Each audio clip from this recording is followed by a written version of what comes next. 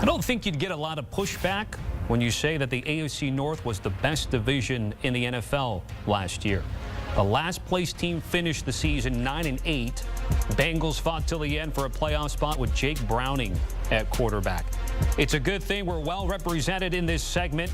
Brady Quinn with his playing days in Cleveland, and Bryant McFadden with what he calls his sticky Lombardis in the Steel City. All right, we got the fellows back here to target the biggest remaining question mark for the AFC North. And B-Mac, I'm going to start with you and your Steelers. Wilson Fields in, Pickett, Rudolph at. They added some O-line depth here, but what direction do you want to go in terms of the biggest question mark for you? I have two directions in regards to depth, or the lack thereof. Wide receiver.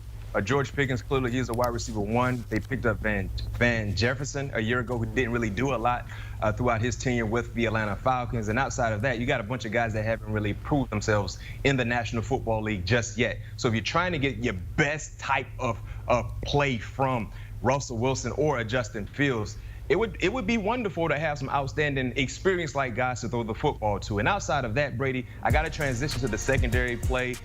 We know about Joey Porter Jr., Dante Jackson from Carolina. Then outside of that, it's a bunch of question marks, right? Corey Trice Jr., a guy they selected in the draft a year ago, came into the league with injury concerns, got injured during training camp, getting ready for last season. So they have depth concerns, depth issues at the cornerback spot for the Pittsburgh Steelers. So those are my two areas of concerns when you talk about the biggest remaining questions for this Pittsburgh Steelers team. But outside of that, I'm loving what I'm seeing from the roster.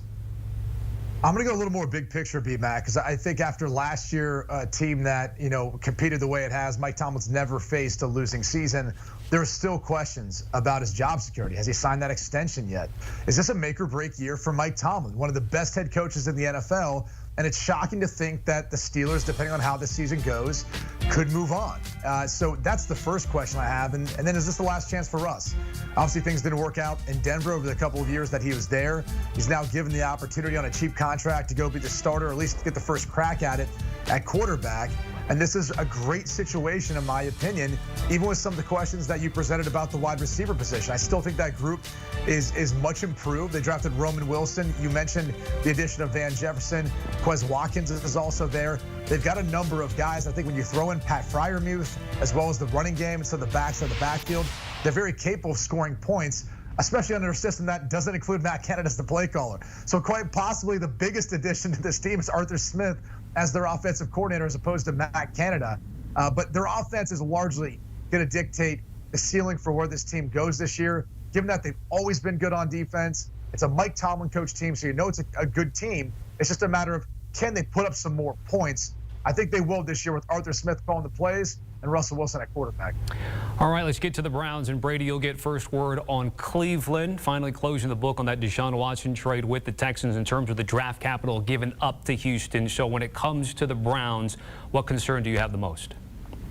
Well, I think the biggest question is Deshaun Watson going to be the quarterback that they traded for to be? Now that we can kind of close the book, at least on what Houston got in exchange for him, what that's led to, I think you're looking at the early returns right now and saying Houston clearly won that trade, as Deshaun Watson hasn't really been able to do much for this team. Joe Flacco really was the hero last year at the quarterback spot for the Cleveland Browns. But for the good thing for Deshaun Watson is the contract is so good they can't move on from him. So he's got plenty of time to prove himself for the 2024, 2025, really even the 2026 season. It's going to take 3 years before they can move on from Deshaun Watson. This is an extremely talented roster. They add Jerry Jeudy in the offseason. If Watson does continue to face injury issues, they've got one of the best backups in Jameis Winston, in my opinion, who can come in and win some football games. They added Jordan Hicks, Devin Bush to the defense. And the last thing I'll touch on is the OC position.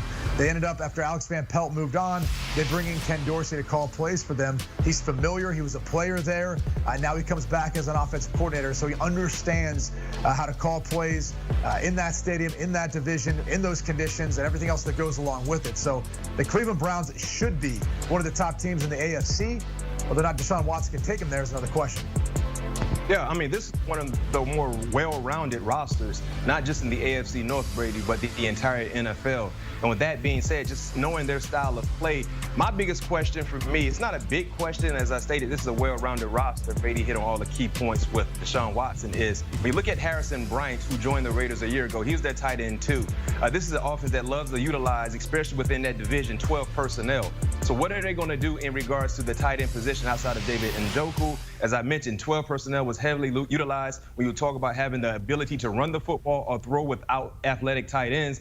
That could be something to monitor when you talk about just the mindset of this offense and what Kevin Stefanski and his offensive staff loves to do, not to mention trying to get the best in regards to balance from their quarterback in Deshaun Watson.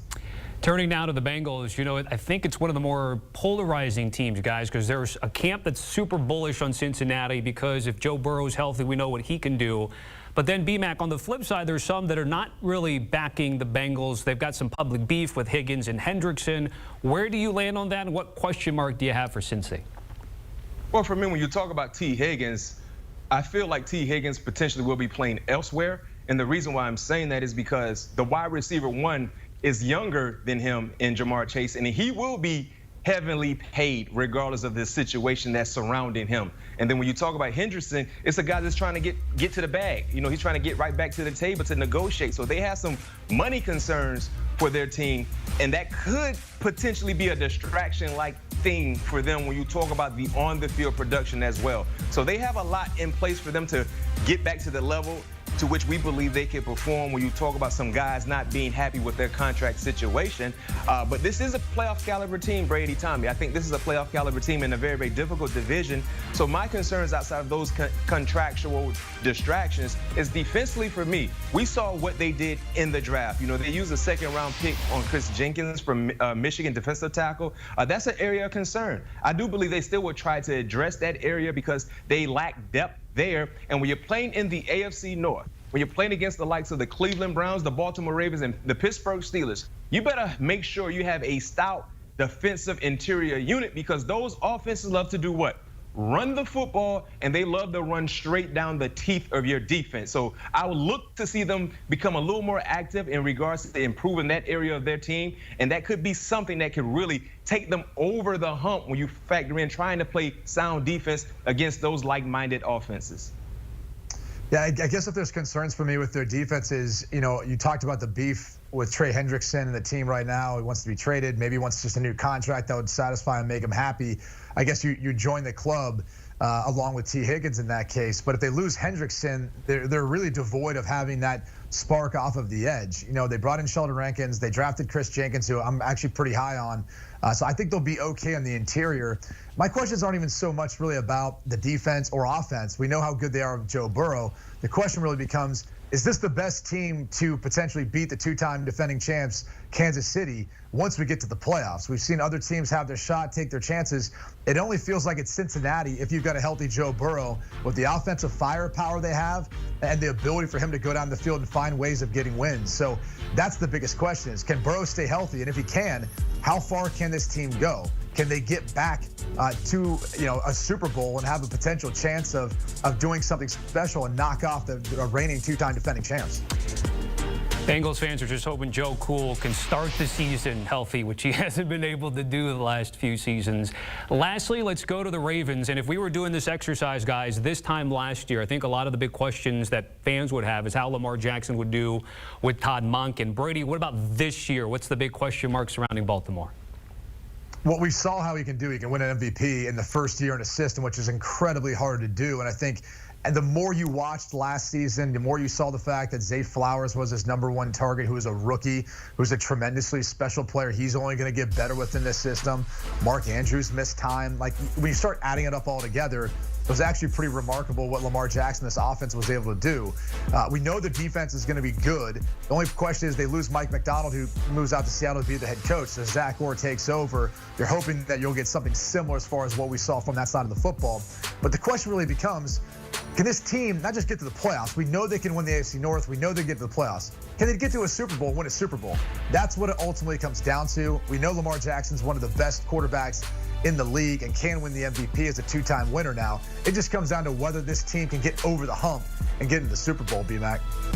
Yeah, I agree with you. And for them to be able to get to a Super Bowl-like opportunity, it starts in the trenches for me.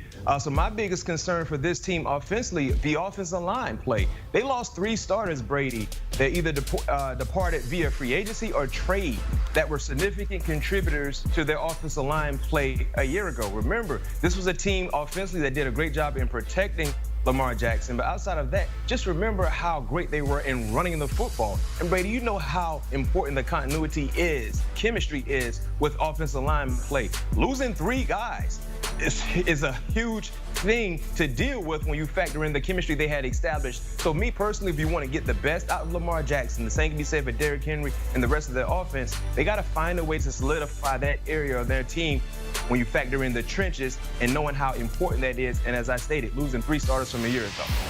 Great stuff as always. Brady Quinn and Bryant McFadden here on CBS Sports HQ. Gents, certainly appreciate it. When we take a look at the odds to win the division, again, every team above 500 last year, with Cincy, the cellar dwellers, at 9-8. You see their win totals, you see their numbers. I can also tell you from an odds maker's perspective, both the Bengals and Ravens top 5 to win the Super Bowl.